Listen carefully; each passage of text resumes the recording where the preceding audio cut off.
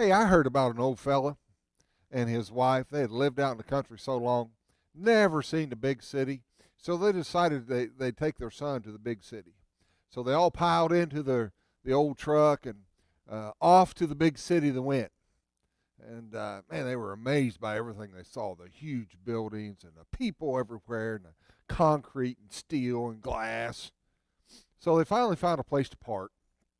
And the old feller's wife decided that she'd wait for him in the truck while uh, the husband and the son walked into a skyscraper to check it out.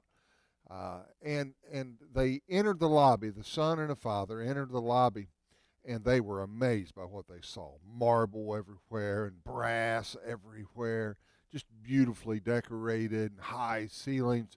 And they noticed on a wall opposite of them, they watched a set of mysterious doors open and close and open and close. Well, on one occasion, the door opened and an elderly lady stepped in, and the doors closed, and boy, she disappeared.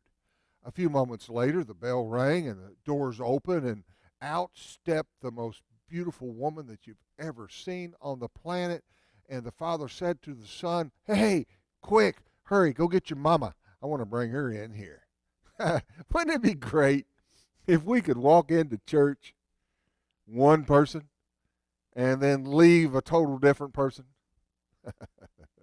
The Bible tells us that when we become followers of Christ, when we become Christians, we turn from darkness to light, from the power of Satan to the power of God. Luke records that in Acts chapter 26, verse 18. But it's not an instantaneous event, it's a process. Now, conversion happens in the moment where your faith and God's grace meet. And that's pictured in Romans chapter 6, the first four verses, if you want to go and look at that.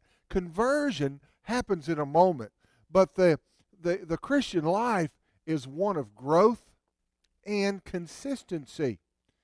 Salvation or regeneration is coming to Christ. Sanctification is growing in Christ, and that takes a lifetime. Now, the way you do that, according to Jesus, is to abide in Him and to have His Word abiding in you.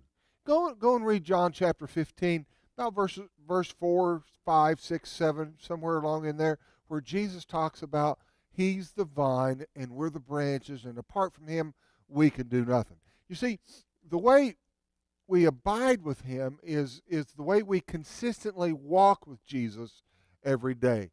Does He guide our steps? Does He direct our paths? Now, I think we all struggle with certain sin. But the Bible tells us in Romans 6, verse 6, that we're no longer bound to it. As a matter of fact, listen to what Paul says to the Roman church. We know that our old sinful selves were crucified with Christ so that sin might lose its power in our lives. We are no longer slaves to sin. In other words, sin no longer holds us in its grip, which means we can overcome it. We can handle it. We can manage it on a day-by-day basis. Jesus has broken the power of sin that used to control us. And now we're a new person in Christ. 2 Corinthians 5:17.